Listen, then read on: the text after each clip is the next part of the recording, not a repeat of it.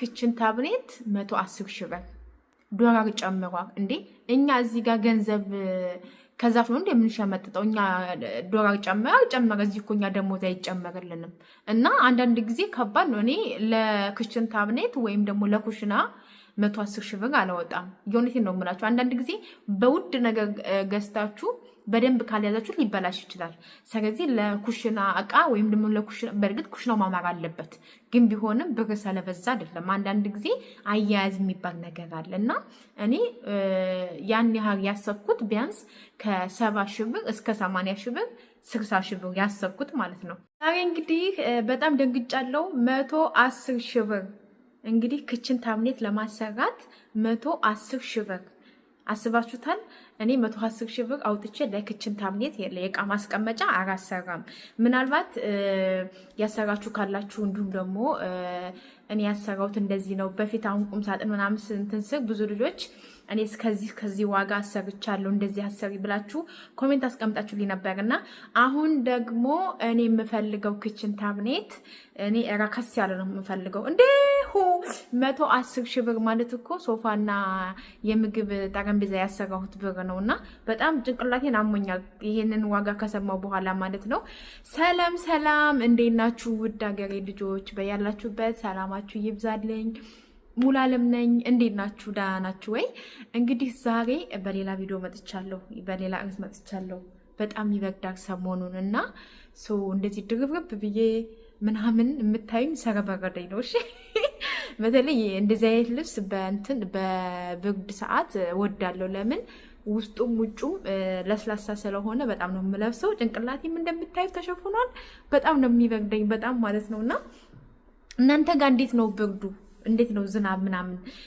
እኛ ጋር ከቅዳሜ ከሰዓት ጀምሮ እሁድም፣ ሰኞ፣ ማክሰኞ፣ ዛሬ ሮብ ነው 4 ቀን ሙሉ እየጣረ ነው ዝናብ። እግዚአብሔርን ነው የምላችሁ እየጣረ ነው። እንደውም ትናንትና ያባራ መስሎኝ ሱቅ ሄድኩኝ ማለት ነው። ከዛ ሄጄ ስመለስ ምን ላይ ልጠለይ? በቃ ሁሉም ተዘጋግቷል፣ ሱቁ ምናምን ተዘጋግቷል። ምን ላይ ልጠለይ? ጥላ አልያዝኩኝም። ቅጥቅጥ አልኩ ነው የመታኝና በጣም ነበረ ብርድ ሲለኝ ያደረው። የዚህ ሀገር ዝናብ ሲጥር እንደ ኢትዮጵያ ኃይለኛ አይደለም ማለት። የኢትዮጵያ እኮ በጣም ይደበድባል፣ ይማታል ማለት ዝናቡ ኃይለኛ ነው፣ ግን ቅዝቃዜ የለም። ዝናብ ልብሳችሁን ከቀየራችሁ በኋላ ራሱ እንትን አይላችሁም። እዚህ ግን ዝናቡ ያን ያህል የውሸት ነው የሚመስለኝ። እኔ ቅጠጉልኝና ዝናቡ ይጥላል ደስ ይለኛል፣ ግን የውሸት ነው የሚመስለው። ግን በኋላ ቤት ከገባችሁ በኋላ ቅዝቃዜ ብርዱ ይሰማችኋል እና ልብሳችሁን ልበሱ፣ ራሳችሁን ጠብቁ ለማለት ነው። እንግዲህ ዛሬ ያው እንዳልኳችሁ በነገራችን ላይ ብዙ ሰዓት ብዙ ጊዜ ትዝ ይላችሁ ከሆነ ታስታውሱ ከሆነ እቃ ምናምን ስገዛ ቪዲዮ እየሰራው ነበረ። ቁም ሳጥኔ እንዳለቀ አሳይቻችኋለሁ፣ አልጋም እንዳለቀ አሳይቻችኋለሁኝ። ግን ሶፋዬ ተበላሽቶብኝ ነበረ። ሶፋዬ ስላችሁ ያዘዝኩት ሌላ የተሰራው ሌላ ብዬ ቪዲዮ ሰርቼ ነበረ። ያም ደግሞ ምንድነው ምግብ ጠረጴዛና ሶፋው ማች እንዲሆን ፈልግ ነበረ። ማለት አንድ አይነት የጨርቅ ወንበሮች ነበር ያሰራሁትና የሶፋው እሺ የምግብ ጠረጴዛው ወንበሮች ኦኬ እንደፈለግኳቸው ነውና የዛ አይነት ነበር ሶፋ። በቃ ፎቶ ልክ ያለው ካልኩኝ አልኩኝ ነው በቃ። እና ዞሮ አሁን ከሳምንት በኋላ ያርቃል። ያው መጀመሪያ አበራሽቶ ሌላ ሶፋ ሲሰጠን አንቀበርም ብለን ያው ግማሽ ብርም ነበረበት አላስገባንም። ኦኬ በቃ ብሎ እስካሁን አልጨረሰልንም። ለምንድነው ምናምን ሲባል ያው ኦርደር ስላለኝ ነው ምናምን አለ። በመሀልም ያው ባለቤት የነበር የሚያሰራው በመሀልም ትንሽ ሀዘን ገጥሞት እሱ ወደ ክፍለ ሀገር ሄደ። ከዛም ከመጣ በኋላ እሱ ትንሽ አመመው። በዛ ምክንያት እስካሁን ሶፋዬን አላየሁትም። ይህንን እምላችሁ ደግሞ ያው ብዙ ቢቅት አድርጉልኝና ቤት ስለ እንትን ስሰራ ብዙ ልጆች ኮሜንት ታደርጉልኛላችሁ እና እቃሽን ሙሉውን ስትጨርሽ አሳይን በደንብ ከነዋጋው ብላችሁኛል። እንደ አዲስ ከነዋጋው የቤቷን ሙሉ እቃ አሳያችኋለሁ። አሁን እንዳልኳችሁ ብዙ ነገሮች ገዝቻለሁ። ማብራት አልቀረኝም። የእቃ ማጠቢያ ይሄ ስቲክ ነው የሚባለው እሱ፣ ባለ 2 የሽንት ቤት እቃ፣ የሻወር ቤት እቃ፣ ብዙ ነገር ተስተካክሏል። እግዚአብሔር ይመስገን ገዝቻለሁ። ነገር ግን የሚያሳዝነው የዛሬ ዓመት እኔ ኢትዮጵያ ነበርኩኝ። ኢትዮጵያ ለመሄድ ልክ እንደ ዛሬ ከዚህ ተነስቼ ነበረ። ይሄ ትንሽ እንትን ብሎኛል። አመቴ በመጣው በአመቴ እንግዲህ እግዚአብሔር ይመስገን ነገሮችን አስተካክያለሁ። እና ሶፋው አላለቀም። አሳያችኋለሁ፣ በሁሉንም አሳያችኋለሁ። ቤት ከሄደን በኋላ ከተስተካከለን በኋላ እንዳልኳችሁ ገና ቤት የራሱ ቀለም አልተቀባም። ቀለም፣ መብራት፣ ብዙ ስራዎች አሉ ገና። አንዳንድ ጊዜ አዲስ ቤት በነገራችን ማስተካከል በጣም ከባድ ነው። በነገራችን ላይ ልጅ እንደማሳደግ በሉት እና በዛ ምክንያት ነው። ከዛ እንግዲህ አሁን ዋናው የቀረኝ ክችን ታብኔት ነበረ። ይሄ የልብስ ማሽንም የልብስ ማሽንም ያው እንዳልኳችሁ ይገዛል፣ እየተገዛም ስለሆነ ነው። እሱንም ማሳያችኋለሁ።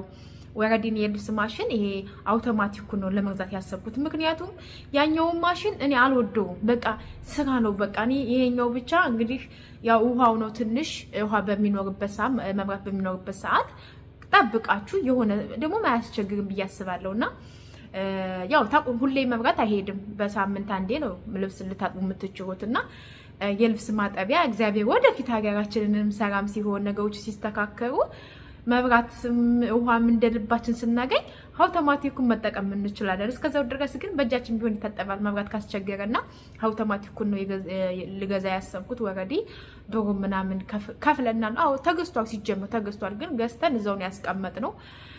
ምክንያቱም ባንዴ ነው ለመጫን ያሰብነው። ወደ ወግደያ ማለት ነው። ሶ ልብስ ማጠቢያም ሁሉም ነገር አስተካክያለሁ። የቀረኝ የእንጀራ ምጣድ ነው። የእንጀራ ምጣድ እስኪ አንዳችሁ ግዙልኝ።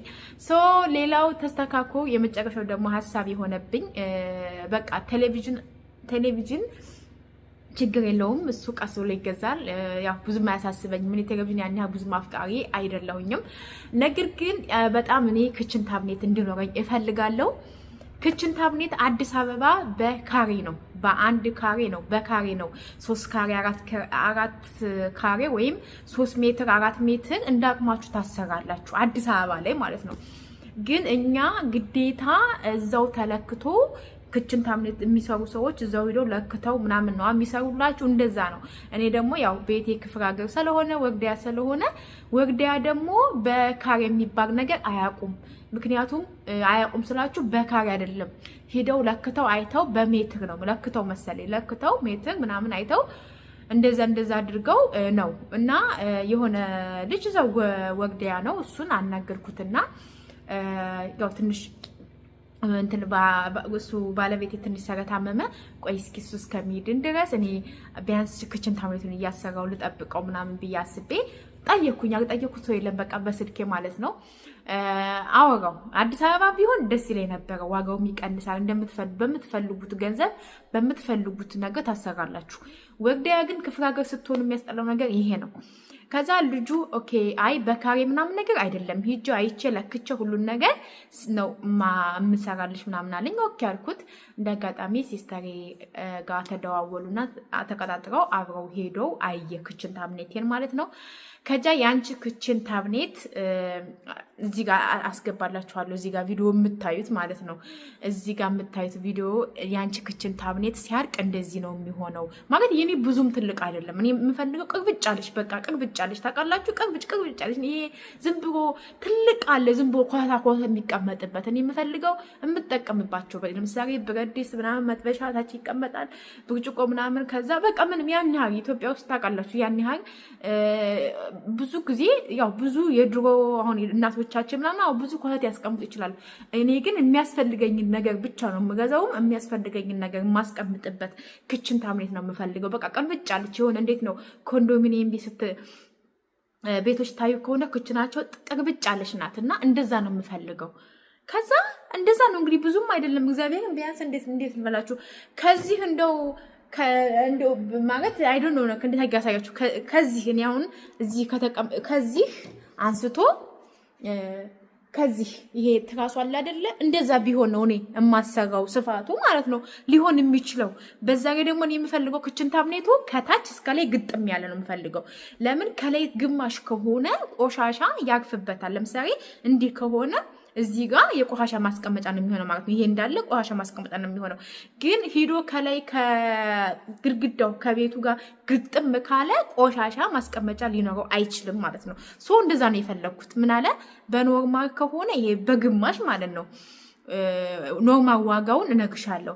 ግጥም ያለ ደግሞ ከፈለሽ ደግሞ አለ ለብቻ ነው ሂሳቡን ማስብልሻለኝ። ኦኬ እስኪ እኔ ማወቅ ፈልጊያለሁ ማለት ባሰራው ደስ ይለኝ ነበር። ከዛ ምን አለ ይሄ ሙሉውን ሳይሆን እንዳልኳችሁ እንደዚህ አሁን የሆነ ክችን ታብኔት ሲሰራ እንደዚህ ግማሽ ግማሽ የሚሆኑ አሉ። እስከላይ ግጥም ያለ አይደለም። ብዙ ጊዜ አሁን እኔ ያለቃዬ ግጥም ያለ ነው እስከላይ ማለት ነው። አንዳንድ ቤቶች ደግሞ ሲሄድ አያለው ዘመዷን ጋርም ሌላ ቦታችሁ ምናምን ሳይ ደግሞ ክችን ታብኔቱ ክፍት ነው ብዙ ጊዜ። ከላይ ግን ማት ቆሻሻ ነው የሚቀመጠው። እንደዛ እንዲሆን አልፈለኩም እና ከዛ ውጭ እኮ ነው እንደዛ ያለ ስንት እንዳው የተቀላችሁ ይሄ ካሬ ምናምን አይታወቅም። ግን በቃ ሄዶ ለኩቶ መጥቶ ያንቺ ክችን የሚሆነው እንዲህ ነው ብሎ ስንት እንዳው ተቀላችሁ ገምቱ። እኔ የገመትኩት ሌላ እሱ ያለው ሌላ። በማርያም ገምቱ በመድኃኔዓለም። ኦኬ አሁን እኔ እዚህ ጋር ስናገር አይ ትልቅ ሊሆን ይችላል ወይም ደግሞ አንቺ ያዘሽው ቃል ሊሆን ይችላል። ኖ እኔ በጣም አዲስ አበባ ማለት ነው አይቻለሁ። በጣም የትልቅ ቤት የቤተሰብ ቤት ነው። በጣም ሰፊ ክችን ነው። ክችን ታብኔት ተሰራላቸው እስከ 100,000 ብር አይቻለሁ ሲሰራላቸው ማለት ነው። እስከ 100,000 ብር። ኦኬ ክችን ታብኔት ትልቅ ነው። አሁን እኔ የሴትዬ ክችን ታብኔት ኦፕን ክችን ነው። በጣም ትልቅ ነው፣ ሰፊ ነው። ለዛ ኦኬ እንኳን 100,000 ብር ከዛም በላይ ብታወጡ ችግር የለውም። እኔ ግን ወደፊት ክችኔን ወይም ደግሞ አሁን ክችን ብዬ ያሰብኩትን ክፍል ልቀይረው እችላለሁ። ክችን ሌላ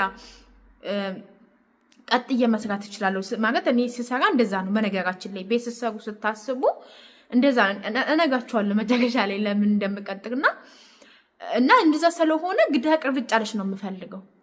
ምን እንዳይታቃላችሁ 110,000 ብር መቤቴን ምንም አላልኩትም። ምክንያቱም ይሄን ያህል ዋጋ ጠቅቶልኝ ቀንስ አትቀንስ ብለው አይቀንስ ምን ያህል ይቀንስልኛል። ከዛ ኦኬ ችግር የለውም አልኩት። በጣም በዝቷል ይሄ ጭራሽ እኔ ማለቴ የማይሆን ነገር ነው አልኩት። በቃ የማይሆን ነገር ነው ስለው ጭራሽ ሌላ ዕቃ ምናምን ካዘሽ ብዬ ነው እንጂ እንደውም 160,000 ብር ነው ብዙ ክችን ታብኔት የምሰራው። አይኗ ቃል ማቴሪያል እቃዎቹ ሊለያዩ ይችላል። ግን ያችን የምታከ ክችን ታብኔት ለማሰራት 110,000 ብር በጣም ከባድ ነው።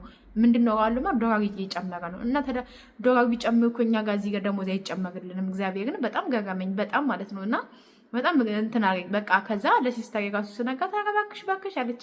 ሌላ ቦታ እንጠይቃለን፣ ሌላ ቦታ ካንዱ ይሻላል እና በቃ ስትለኝ እሺ አልኳት። ከዛ እኔም ተውኩት እላችኋለሁ።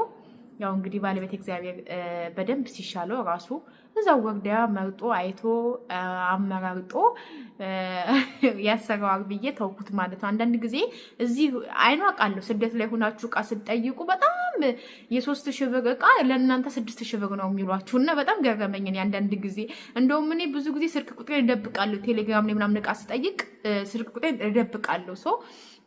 ይሁን የምናገኝ ነበር የሚመስላቸው ገንዘብ የምንሸመጥጥ ከዛፍ እንደዚህ ነው የሚመስላቸውና ለዚህ ክችን ታብኔት እንግዲህ እኔ እኮ በጣም ለዛውም እሺ እንደው ግጥም ያለው እንኳን እንደምፈልገው ያህል ቢሆን እሺ ችግር የለውም። እኔ ያሰብኩት ክችን ታብኔት እንደውም እኔ ያልኩት ከ60,000 ብር እስከ 75,000 ብር ያሰብኩት እኔ ራሴ ማለት ነው። ምክንያቱም ከዚህ በፊት ወርዲያ የሆነ ክችን ታብኔት ተሰርቶ ባለቤቴ ፎቶ አንስቶ ልኮልኛል። አሁን ለምሳሌ ይሄ ክችን ታብኔት 60,000 ብር ነው አለኝ። በጣም ያምራል፣ ትልቅ ነው።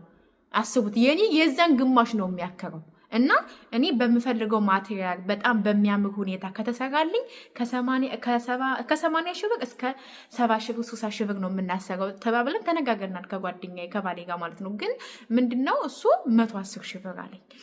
እና ውዶችዬ በተለይ እናንተ እንዴት ነው ማለት አይደኖ ምን አይነት ክችን ታብኔት አሁን ለምሳሌ አሉ የተለያዩ ክችን ታብኔቶች ምናምን ወይስ ቢቀርስ እውነት ቢቀርስ ምን ነው የምላችሁ እንዴ ክችን ታብኔት ቢቀርስ እንዴ ውጭ ኩሽና ሰራለሁኝ። ይሄ በክሰር በእንጨት ምናምን የሚሰሩ ኩሽና ትንሽ የውጭ ኩሽና ይሰራ የለ እዛ ላይ እየሰራሁኝ ማምንተን መጠቀም ምንድነው ክችን ታብኔት ምናምን ፈጣሪ ትግስት ነው 110,000 ብር። እና እኔ ደግሞ ለምንድነው አሁን ይሄ ኩሽና ብዬ ያሰብኩትን ነገር ወደፊት ለምኝታ ቤት ነው የማደርገው። ለምን እኔ ፍላጎቴ የነበረው በፊት መጀመሪያ ቤቱን ስሰራ ቤቴን ሲጀምር ያሰብኩት 3 ምኝታ ቤት፣ አንድ የልጆች፣ አንድ ቤተሰቦች ሲመጡ አንድ የራሴ 3 ምኝታ ቤት ከዛ ኪችን ሳሎን ነበረ እና ሳስበው ያው አትችይም። ምክንያቱም ቤተሰቦቼም እንደ ሀሳብ ምናምን እህቴ አሁን አባቴ እህቴ ነው የሚለኝና እህቴም ልጄም ነው የሚለኝ። እህቴ እባክሽን አለኝ አባቴ መጀመሪያ እንደዚህ ስሪና ከዛ ወደፊት ትቀጥይዋለሽ። ወደፊት አንቺ ሀገር ገብተሽ ትዳርሽን ይዘሽ በቃ ሀብት እየመጣ ልክ እኛ ከድንጋይ ቤት ወደ ቆርቆሮ ቤት እንደሄድ ነው አንቺ ምን ይዛ ትወኛለሽ? እና እባክሽን አትችይም አሉኝ እህቶችም ጭምር። እውነታቸው ነው። እንኳንም አሁን እኔ እግዚአብሔር ይመስገን ትርፍ ቦታ አለኝ፣ መቀጠር እችላለሁ፣ ወይም ደግሞ ፎቅም ልሰራ እችላለሁ። አይታወቅም፣ ቀስ በቀስ ማለት ነውና እናንተም አሁን አቅሙ ከሌላችሁ መሬቱ ኑሯችሁ አቅም ቤት ለመስራት አቅም ከሌላችሁ መጀመሪያ አንድ ሳሎን አንድ መኝታ ቤት ስሩ። ከዛ ቀስ እያላችሁ ኢትዮጵያ ስትኖሩ ትርፍ ቦታ ካላችሁ ትቀጥሩታላችሁ። እና መቀጠር ስላችሁ መጀመሪያ ቤቱ ዲዛይኑ ሲወጣ የሚቀጠር አይነት መሆን አለበት። አሁን የኔ ቤት መቀጠር እንችላለን። ከሳሎኑ በኩል የሆነ ቀጥረን ቤት ለመስራት የሚያመች አድርገን የተጀመረው ቤቱ ማለት ነው። እና እንደዛ ማድረግ ትችላላችሁ። እኔ ኩሽና ነው ብዬ ያሰብኩትን እንደ ምኝታ ቤት ነው ለልጆች ምኝታ ቤት ብዬ ነበረ ያሰብኩት ማለት ነው። ግን ችግር የለውም፣ እግዚአብሔር ከፈቀደው ወደፊት የሚስተካከል ይሆናል። እና ለዛም ነበረ ቅልብጭ ያለች ክችን ታምኔት ያሰብኩት። ግን ቅልብጭ ያለችውም 110 ሺህ ብር አሉኝ ማለት ነው። እና ኢትዮጵያ ውስጥ እቃ በጣም እየተጨመረ ነው በጣም እና ውዶችዬ አስቡበት። ብራችሁን ባንክ የምታስቀምጡ እኔ ሲሄድ እገዛለሁ ምናምን ዘበት ነው። እናንተ ብሩን ላኩ፣ እህቶቻችሁ ቤተሰብ እዛ ያላችሁ ይግዙላችሁ። ሁሌ የምምለው ይሄንን ነው። ምክንያቱም አስቡት አንድ ክችን ታምኔት ለማሰራት 110 ሺህ ብር ኢትዮጵያ ስትሄዱ አስቡት ምን ያህል እንደሚሆን። በእርግጥ አንዳንድ ጊዜ በአቅማችን ነው።